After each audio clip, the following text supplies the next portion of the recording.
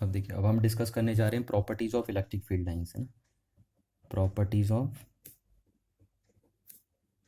Electric field lines की क्या क्या प्रॉपर्टीज होती हैं वो डील करने जा रहे हैं हम।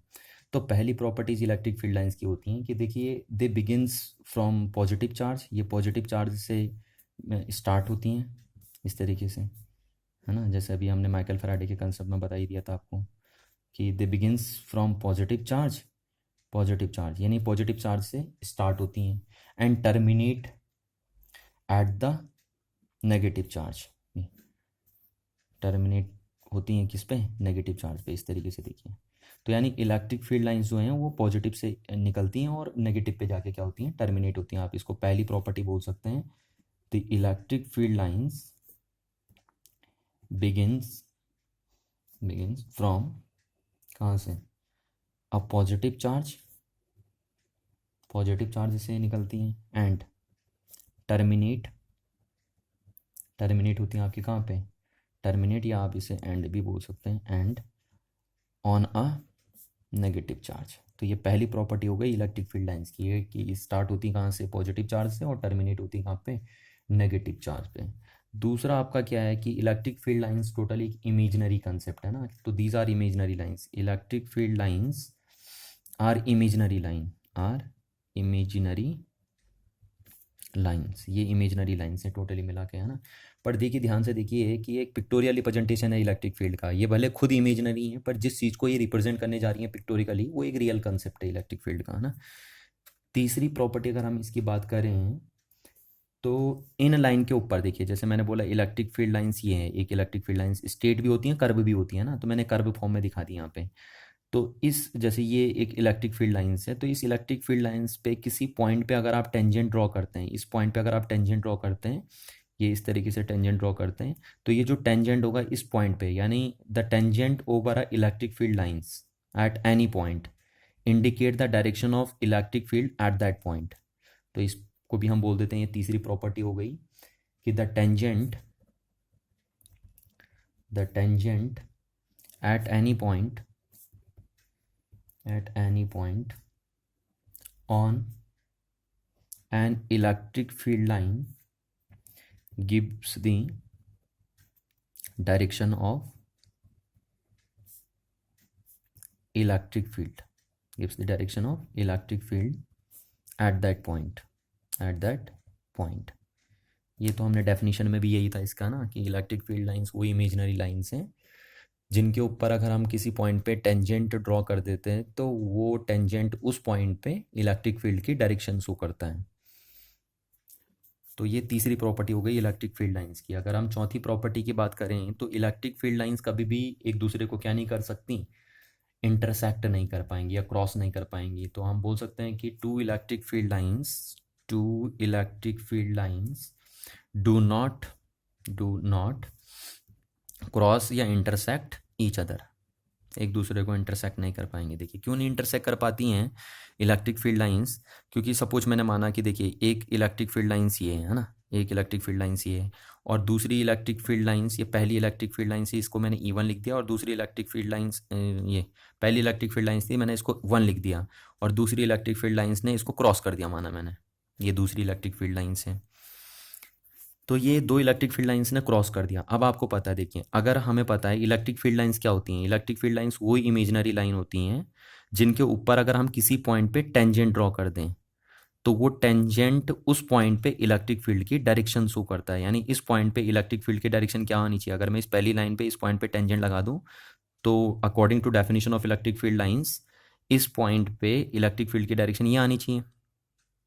पर अगर देखो इसको दूसरी इलेक्ट्रिक फील्ड लाइंस ने क्या कर दिया? क्रॉस कर दिया। तो अगर हम इस पॉइंट पे अगर टेंजेंट लगाएं तो इस पॉइंट पे टेंजेंट इस डायरेक्शन में आएगा, इस पॉइंट पे टेंजेंट इस डायरेक्शन में आएगा। तो यानी इस लाइन के हिसाब से इस पॉइंट पे इलेक्ट्रिक फील्ड की डायरेक्शन ये आनी चाहिए। तो क्या एक ही पॉइंट पे इलेक्ट्रिक फील्ड की दो डायरेक्शन हो सकती हैं? नहीं, ऐसा पॉसिबल नहीं है ना। क्योंकि अगर इलेक्ट्रिक आपने एक पॉइंट पे इलेक्ट्रिक फील्ड की दो डायरेक्शन दिखा दी, इसका मतलब तो आपने इलेक्ट्रिक फील्ड को एक स्केलर क्वांटिटी बना दिया।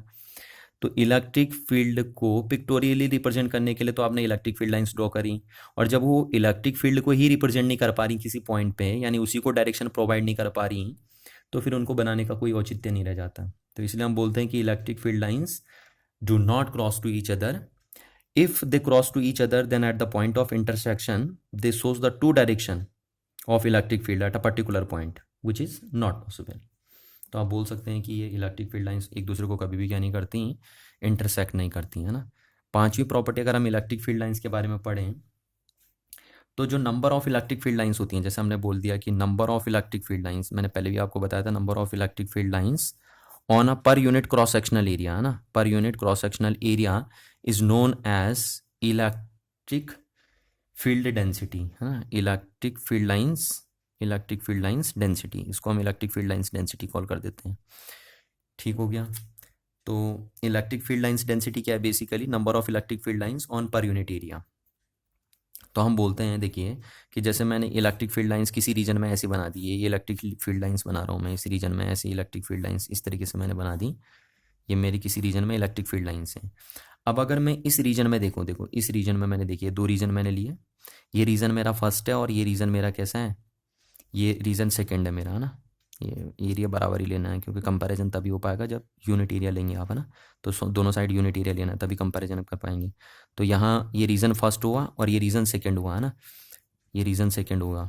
तो देखो कहाँ इलेक्ट्रिक फील्ड की डेंसिटी ज़्यादा है, इस रीजन में इलेक्ट्रिक फील्ड की डेंसिटी ज़्यादा है, यानी हम बोल सकते हैं कि यहाँ इलेक्ट्रिक फील्ड लाइन डेंसिटी क्या है, electric field line density high है, और यहाँ पे क्या है, इलेक्ट्रिक फील्ड लाइन डेंसिटी क्या है, इलेक्ट्रिक फील्ड लाइन डेंसिटी लो है।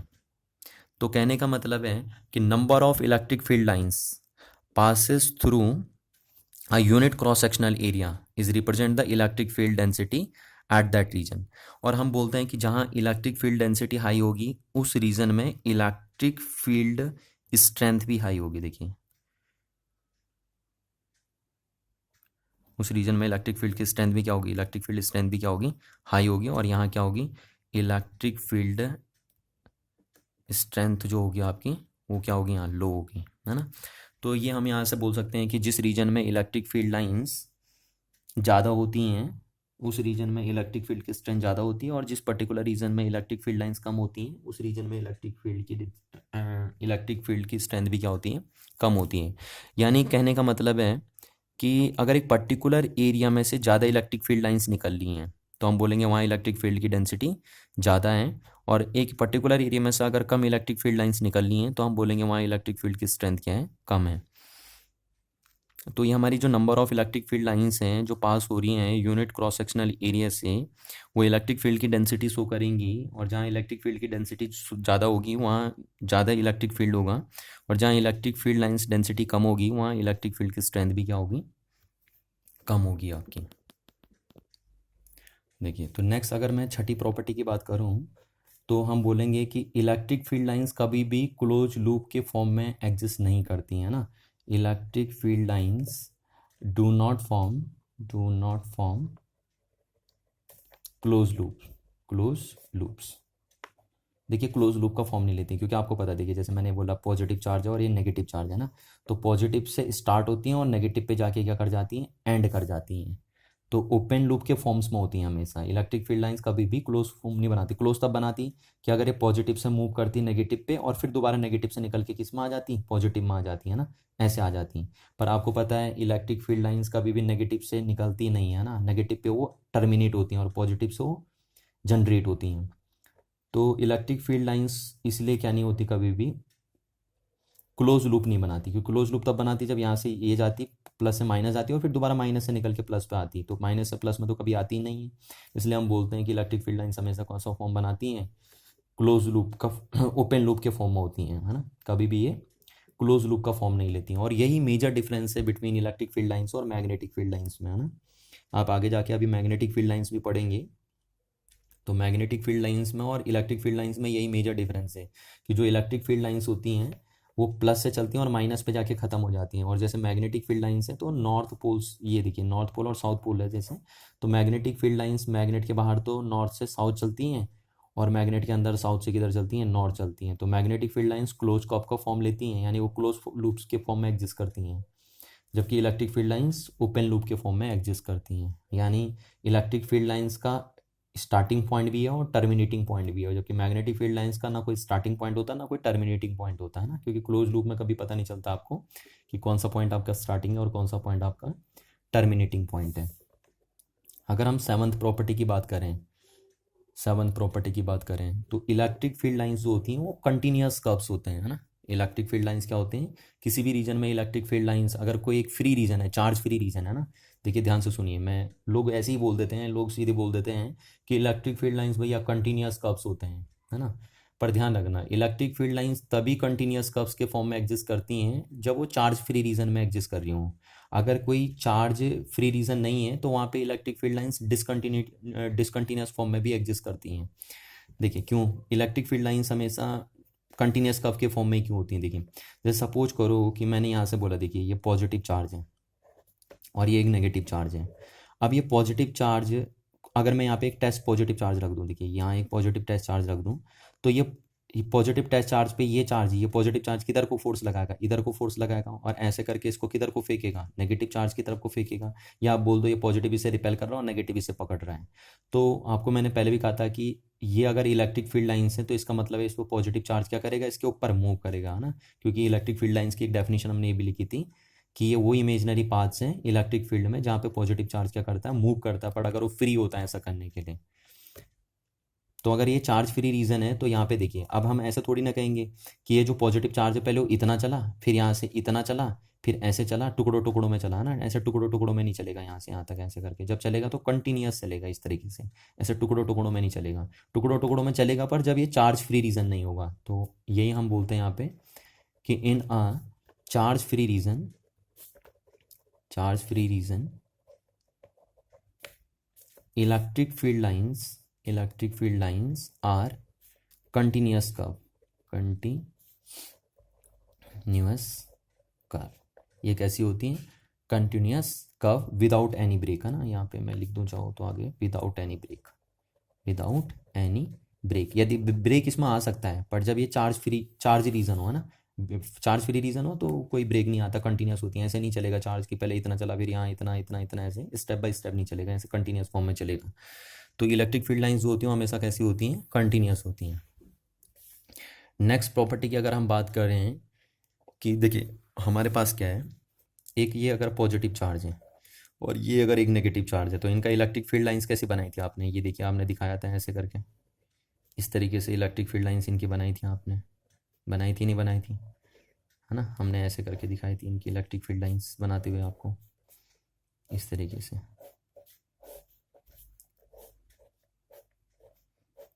ठीक है, इस तरीके से हमने दिखाई थी, है ना, कि अगर एक पॉजिटिव चार्ज और एक नेगेटिव चार्ज है तो उनकी इलेक्ट्रिक फील्ड लाइंस कुछ इस तरीके से आपको दिखेंगी। तो यानी कहने का मतलब है इलेक्ट्रिक फील्ड लाइंस ना लेंथ के अलोंग, है ना, लेंथ वाइज क्या हो रही हैं, कॉन्ट्रैक्ट हो रही हैं। ये देखिए कॉन्ट्रैक्ट हो रही हैं, ऐसे सिकुड़ जैसी रही हैं ये, है ना, ये सिकुड़ जैसी रही हैं। तो हम बोलते हैं कि इलेक्ट्रिक फील्ड लाइंस जो होती हैं वो कॉन्ट्रैक्ट होती हैं लेंथ वाइज, ठीक। और ये जो प्रॉपर्टी है कि इनका लेंथ वाइज कॉन्ट्रैक्ट होना, ये जो प्रॉपर्टी है इलेक्ट्रिक फील्ड लाइंस की, ये रिप्रेजेंट करती है कि अनलाइक चार्जेस क्या करते हैं, एक दूसरे को अट्रैक्ट करते हैं। और देखिए ये क्वेश्चन पेपरों में भी एक बार पूछा गया था कि which property of electric field lines indicate that कि unlike charges are attract to each other. तो आपको यही प्रॉपर्टी लिखनी है, कौन सी, कि electric field lines contract lengthwise and which represent the कि unlike charges are attract to each other. तो चलो इसको भी हम लिख देते हैं कि इलेक्ट्रिक फील्ड लाइंस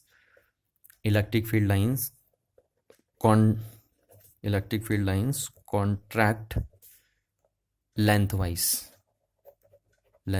या आप लॉन्गिट्यूडिनली भी बोल सकते हैं ना, कॉन्ट्रैक्ट लॉन्गिट्यूडिनली। और टू रिप्रेजेंट क्या रिप्रेजेंट करेंगे, to represent attraction between unlike charges.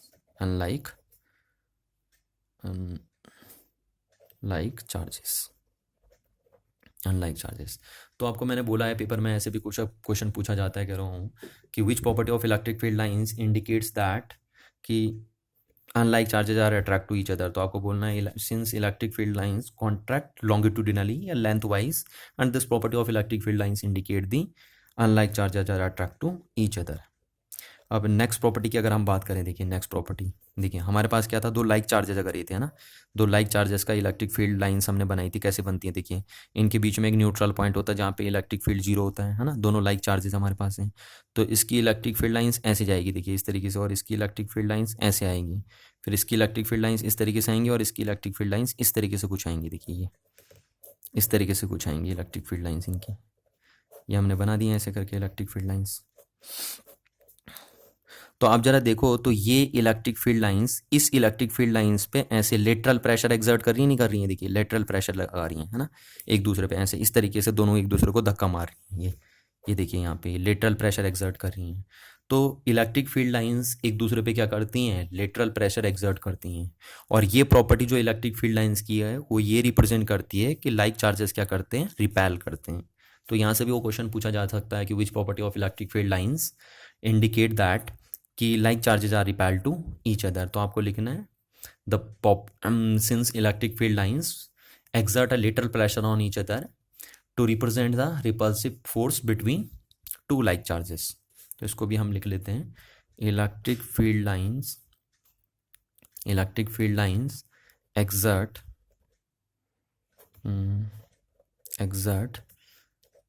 lateral pressure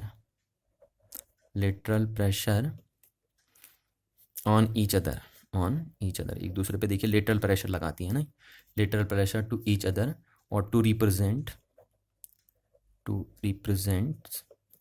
क्या रिप्रेजेंट करती हैं, टू रिप्रेजेंट कि लाइक चार्जेस क्या करते हैं, रिपेल करते हैं, रिप्रेजेंट रिपल्सन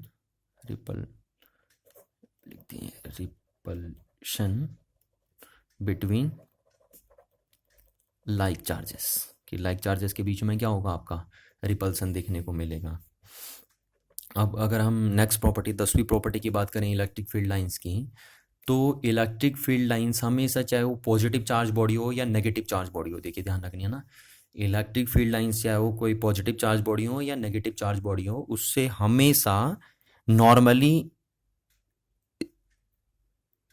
निकलती हैं बाहर को, या नॉर्मली उसकी तरफ को आती हैं। देखिए ये इलेक्ट्रिक फील्ड अगर ये पॉजिटिवली चार्ज बॉडी है तो इलेक्ट्रिक फील्ड लाइंस हमेशा सरफेस से कैसे निकलती हैं, बाहर नॉर्मली निकलती हैं, देखिए ऐसे इस तरीके से निकलेगी बाहर।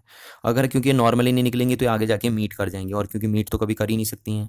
ऐसी जब ये टर्मिनेट भी होंगी, इलेक्ट्रिक फील्ड लाइंस अगर टर्मिनेट भी होंगी नेगेटिव चार्ज बॉडी पे, तो नॉर्मली टर्मिनेट होंगी, देखिए सरफेस पे नॉर्मली टर्मिनेट होंगे ना, यानी सरफेस के साथ 90 डिग्री का एंगल बनाएंगे, देखिए ये आपके बनाएंगे ऐसे 90 डिग्री का एंगल बनाएंगे। तो आप बोल सकते हैं कि इलेक्ट्रिक फील्ड लाइंस, यहाँ पे लिख देता हूँ मैं इसको, इस प्रॉपर्टी को यहाँ पे लिख देते हैं हम, देखिए 10वीं प्रॉपर्टी को हम यहाँ लिख देते हैं कि जो इलेक्ट्रिक फील्ड लाइंस होती हैं, electric field lines are perpendicular to the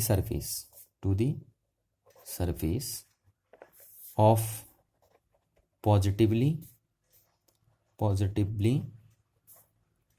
और नेगेटिवली चार्ज स्फीयर है ना। मैं आपको बता चुका हूँ, जैसे अभी मैंने फिगर बनाया था अगले पेज में, कि जैसे ये पॉजिटिव चार्ज बॉडी है तो इससे इलेक्ट्रिक फील्ड लाइंस हमेशा नॉर्मली निकलती हैं, ये देखिए नॉर्मली निकलती हैं ताकि कभी मीट ना कर पाए।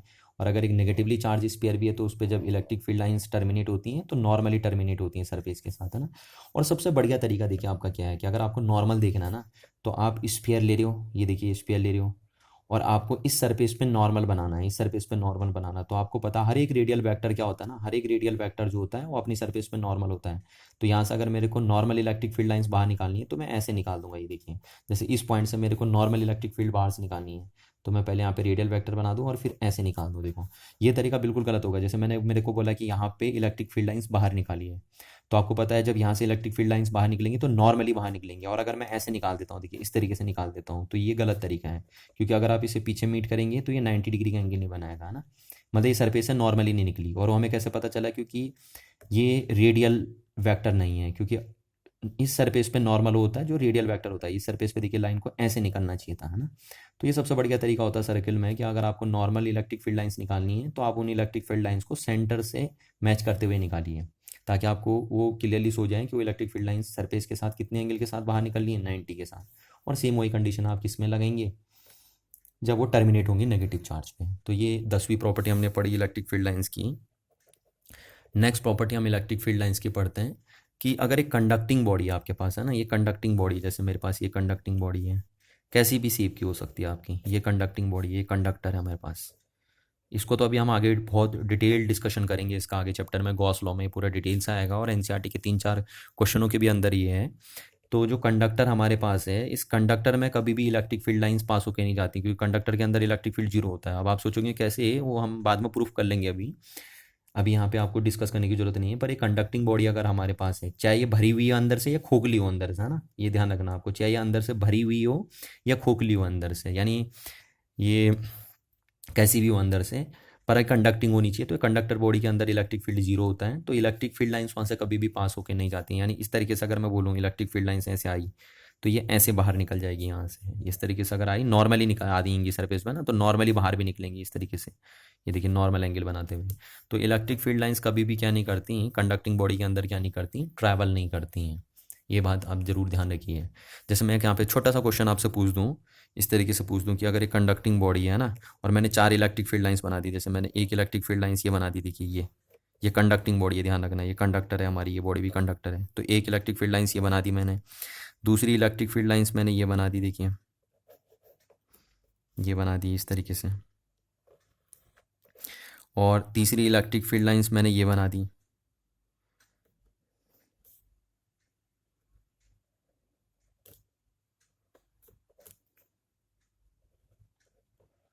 ये बना दी मैंने। तो कौन सा रिप्रेजेंटेशन सही है ना, कौन सी इलेक्ट्रिक फील्ड लाइंस बिल्कुल करेक्ट है? तो देखो पहली वाली तो करेक्ट नहीं है, क्योंकि वो कंडक्टर के अंदर भी चल रही है, और दूसरा वो नॉर्मली नहीं है इस सरफेस पे, तो पहली वाली पॉसिबल नहीं है। दूसरी वाली भी पॉसिबल नहीं है आपकी। दूसरी वाली क्यों पॉसिबल नहीं? क्योंकि वो कंडक्टर के अंदर चली जा रही है ना। और तीसरी वाली पॉसिबल है, देखिए तीसरी वाली राइट है इलेक्ट्रिक फील्ड लाइंस। क्यों? क्योंकि वो देखिए ये सरफेस पे नॉर्मली आ रही है। कैसे पता चला मेरे को नॉर्मली आ रही हूँ? क्योंकि ये देखिए ये इस तरीके से यहाँ पे सेंटर पे मैच करेगा, और फिर सरफेस से नॉर्मली बाहर भी निकल रही है ना, और कंडक्टर के अंदर भी ट्रैवल नहीं कर रही है। तो ये तीसरी वाली जो इलेक्ट्रिक फील्ड लाइन्स है वो बिल्कुल करेक्ट रिप्रेजेंटेशन है इलेक्ट्रिक फील्ड का। अच्छा, तो ये 11वीं प्रॉपर्टी हमने पढ़ी कि इलेक्ट्रिक फील्ड लाइन्स, इसको भी हम लिख देते हैं कि electric field lines do not pass through, electric field lines कभी पास नहीं होगी, पास थ्रू अ कंडक्टर। एक कंडक्टर से कभी भी इलेक्ट्रिक फील्ड लाइंस क्या नहीं होती, पास नहीं होती, है ना। अच्छा, नेक्स्ट प्रॉपर्टी अगर हम पढ़ें, 12 वाली प्रॉपर्टी अगर हम पढ़ें, तो इलेक्ट्रिक फील्ड लाइंस अगर एक डाइलेक्ट्रिक मटेरियल है, यानी एक इंसुलेटिंग मटेरियल है, तो उसके अंदर ट्रैवल कर सकती हैं बिल्कुल, है ना। तो electric field lines passes through dielectrics के अंदर ये क्या कर सकती हैं, ट्रैवल कर सकती हैं इलेक्ट्रिक फील्ड। नेक्स्ट देखिए, तो अब हम 13 प्रॉपर्टी की बात करते हैं ना, 13 प्रॉपर्टी की बात करते हैं हम। तो हम बोलते हैं देखिए कि अगर ये चार्ज हमारा छोटा है और ये चार्ज हमारा बड़ा है, जैसे सपोज इस पर 4+4Q चार्ज है और इस पर Q चार्ज है, तो हम बोलेंगे इससे कम इलेक्ट्रिक फील्ड लाइंस निकलेंगी। जैसे सपोज इससे 4 इलेक्ट्रिक फील्ड लाइंस निकली, तो इससे 16 इलेक्ट्रिक फील्ड लाइंस निकलेंगी ऐसे, जैसे 1 2 3 4 5 6 7 8 9 10, इस टाइप से हमने बना दी 11 12 13 14 15 16, इस टाइप से आपने बोल दिया ना। तो मतलब कहने का मतलब है कि जो number of electric field lines हैं वो डायरेक्टली प्रोपोर्शनल है मैग्नीट्यूड ऑफ चार्ज की। ये बोल सकते हैं हम कि the number of electric field lines are proportional to the magnitude of charge, the magnitude of charge, है ना। अगर हम कहते हैं देखिए कि सपोज पहले वाले पे चार्ज Q1 है ना, तो Q1, तो इसका जो चार्ज है वो डायरेक्टली प्रोपोर्शनल करेगा इसकी number of electric field lines पे। अगर इसकी number of electric field lines NO है और इस पे चार्ज कितना है, Q1 है, तो हम बोलते हैं कि the amount of charge on any body is directly proportional to the number of electric field lines, यानी उस पर जितना चार्ज होगा उतनी ज़्यादा उसमें क्या निकलेंगी, number of electric field lines निकलेंगी। और दूसरा हम बोलेंगे कि अगर इस बॉडी पे चार्ज Q2 है तो वो डायरेक्टली प्रोपोर्शनल होगा इसके number of electric field lines के, यानी जितनी ज़्यादा क्या है number of electric field lines उतनी ज़्यादा होंगी जितना अमाउंट ऑफ चार्ज बॉडी पे क्या होगा, ज़्यादा होगा। छोटी बॉडी है, कम चार्ज बॉडी है, तो उससे कम लाइंस निकलेंगी। ये हमने खाली एक थ्योरेटिकल बना रहे हैं हम, है ना, कंसेप्ट, ये कोई एक्चुअल प्रैक्टिकल कंसेप्ट नहीं है। बस वो क्या है कि देखो अगर चार्ज छोटा है तो यहाँ इलेक्ट्रिक फील्ड की स्ट्रेंथ क्या होगी, कम होगी तो कम इलेक्ट्रिक फील्ड की स्ट्रेंथ को कम इलेक्ट्रिक फील्ड की स्ट्रेंथ अगर कम है तो उस कम इलेक्ट्रिक फील्ड को रिप्रेजेंट करने के लिए मैंने number of electric field lines क्या कर दी, कम कर दी, ताकि उस रीजन में इलेक्ट्रिक फील्ड लाइंस की डेंसिटी भी क्या हो जाए, कम हो जाए। और दूसरा, अगर अमाउंट ऑफ चार्ज ज़्यादा है तो यहाँ पे इलेक्ट्रिक फील्ड की स्ट्रेंथ क्या होगी, ज़्यादा होगी। तो ज़्यादा इलेक्ट्रिक फील्ड स्ट्रेंथ को दिखाने के लिए हमने ज़्यादा इलेक्ट्रिक फील्ड लाइंस बना दी, ताकि इस रीजन में इलेक्ट्रिक फील्ड लाइंस की डेंसिटी क्या हो जाए, ज़्यादा हो जाए, और ताकि हमें ये लगे कि इस रीजन में इलेक्ट्रिक फील्ड की स्ट्रेंथ भी क्या है, हाई है। तो यहाँ से अगर हम बोलें कि Q1 हटेगा तो यहाँ से कांस्टेंट लगेगा, तो K_N1 लगा दिया, और यहाँ से भी Q2 अगर हमने लगाया तो K_N2 हमने लगा दिया। तो यहाँ से अगर हम बोलें कि जो हमारा N1/N2 है तो कितना आ जाएगा, Q1/Q2, इस तरीके से हम बोल सकते हैं। तो जो the number of electric field lines होती हैं वो डायरेक्टली प्रोपोर्शनल होती हैं किसके, directly proportional to the magnitude of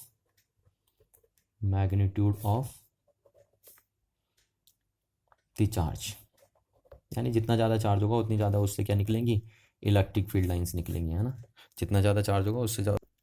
तो जैसे देखिए इससे रिलेटेड मैं एक यहाँ पे क्वेश्चन बना लेता हूँ कि जैसे मेरे पास एक चार्ज है Q1, इस कंसेप्ट से रिलेटेड है ना, कोई 13 वाली प्रॉपर्टी से रिलेटेड मैंने एक क्वेश्चन बना दिया है यहाँ पे कि सपोज ये Q1 चार्ज है और ये कौन सा चार्ज है, -Q2 चार्ज है। इस तरीके से हमने बोल दिया ये Q1 चार्ज है और ये Q2 चार्ज है, और यहाँ से 8 इलेक्ट्रिक फील्ड लाइन्स निकल रही इस तरीके से, 1 2 3 4, और 5th वाली इस पे पहुँच जा रही है, 6th वाली इस पे पहुँच जा रही है, 7th वाली इस पे पहुँच गई, और 8th वाली इस पे पहुँच गई, इस तरीके से पहुँच गई। तो ये नेगेटिव चार्ज है और ये पॉजिटिव चार्ज है। तो यहाँ से हमने बोला कि जो Q1/Q2 का रेशियो होगा वो कितना होगा ना, Q1/Q2 का रेशियो कितना होगा, इस कंसेप्ट के बेस पे Q1/Q2 का रेशियो कितना होगा आपका, Q1/Q2 का रेशियो। तो देखो इससे कितनी इलेक्ट्रिक फील्ड लाइंस निकल ली, इससे इलेक्ट्रिक फील्ड लाइंस निकल ली 8। ये अभी फॉर्मूला हमने पढ़ा था, Q1 directly proportional to N1 and Q2 directly proportional to N2, है ना। और कांस्टेंट वहाँ से हट के ये कट जाएगा कांस्टेंट। तो Q1/Q2, तो Q1 से कितनी लाइंस निकल ली 8, Q2 से कितनी लाइंस निकल ली हैं आपकी, Q2 पे कितनी लाइंस आ रही हैं 4, और ये क्योंकि माइनस की हैं तो इसलिए हमने माइनस लिख दिया, तो यहाँ से कैंसिल आउट होकर कितना आ गया, -2, है ना। तो Q1/Q2 का रेशियो कितना हो गया, यहाँ पे -2 आ गया आपका। तो ये छोटा सा क्वेश्चन है जो इससे रिलेटेड है। देखिए अगर मैं 14 प्रॉपर्टी की बात करूँ तो 14 प्रॉपर्टी मैंने यहाँ से लिखी कि सपोज कोई 2 पर्सन है ना, मेरे पास एक चार्ज है Q और दूसरा चार्ज ये भी है Q, दोनों ही हैं। अब मैंने किसी फर्स्ट पर्सन को बोला, मैंने एक पहले वाले पर्सन को बोला, फर्स्ट पर्सन को बोला कि इसकी इलेक्ट्रिक फील्ड लाइंस भैया ड्रॉ करके दिखाओ मेरे को। तो उसने इस तरीके से कुछ इसकी इलेक्ट्रिक फील्ड लाइंस ड्रॉ कर दी, है ना, 1 2 3 और 4 इस तरीके से ड्रॉ कर दी। और मैंने दूसरे पर्सन को बोला, सेकेंड पर्सन को बोला कि भैया कि इसकी इलेक्ट्रिक फील्ड लाइंस ड्रॉ करो। तो उसने यहाँ पे 1 2 3 4 5 6 7 8 इस तरीके से इलेक्ट्रिक फील्ड लाइंस ड्रॉ कर दी, है ना, बहुत सारी इलेक्ट्रिक फील्ड लाइंस ड्रॉ कर दी। तो हम ये बोल सकते हैं कि the number of electric field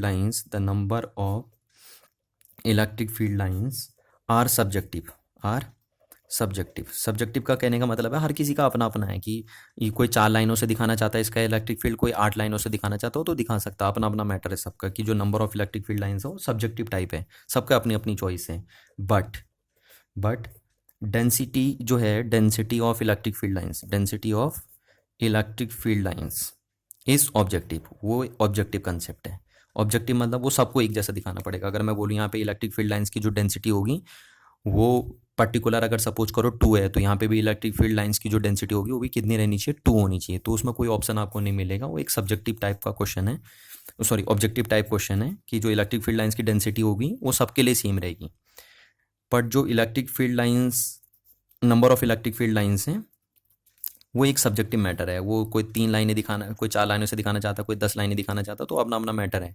but अगर मैं डेंसिटी बोलूँ इलेक्ट्रिक फील्ड लाइंस की, तो यहाँ अगर 2 है तो यहाँ भी कितनी होनी चाहिए, 2 होनी चाहिए। That's why it is objective concept. देखिए अगर 14 प्रॉपर्टी की बात करूँ मैं, है ना, 14 प्रॉपर्टी की बात करूँ तो जो इलेक्ट्रिक फील्ड लाइंस होती हैं, the electric field lines are symmetric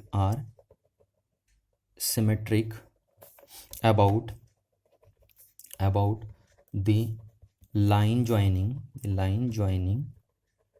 two charges, यानी 2 चार्जेस को जो लाइन ज्वाइन कर रही है, जैसे सपोज ये Q1 चार्ज है और ये -Q2 चार्ज है, तो इनको ये जो लाइन ज्वाइन कर रही है इसके अबाउट जो इलेक्ट्रिक फील्ड लाइंस होंगी वो सिमेट्रिक होंगी। जैसे सपोज पहले वाले की इलेक्ट्रिक फील्ड लाइंस कुछ इस तरीके से हैं, तो दूसरे वाले की ये नीचे से जो इलेक्ट्रिक फील्ड लाइंस आएंगी इसके वो ऐसी कुछ देखने को मिलेगी। ये देखिए, ये इसको बोलते हैं हम इलेक्ट्रिक फील्ड लाइंस क्या है, सिमेट्रिक है। किसके about? Line joining of the two charges, जैसे ऊपर है वैसे ही नीचे सिमेट्रिक है।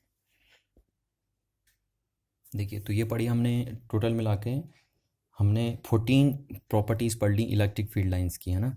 अब हम यहाँ पे क्वेश्चन देखते हैं। देखिए, ये हमारे 4 फिगर बने हैं। ये एक बॉल है जिसके अपर हाफ में पॉजिटिव चार्ज रखा है, नेगेटिव हाफ नीचे वाले पोर्शन में क्या रखा है, बॉटम पोर्शन में नेगेटिव चार्ज रखा है। तो ये 4 फिगर बने हैं और कह रहा है कि कौन सा रिप्रेजेंटेशन इलेक्ट्रिक फील्ड लाइंस का करेक्ट है ना। तो इस पे अगर हम देखेंगे तो पहला वाला फिगर अगर हम देखेंगे तो देखिए, इस बॉल पे पॉजिटिव चार्ज इतना है और नेगेटिव चार्ज भी उतना ही है, तो टोटल चार्ज कितना है? 0।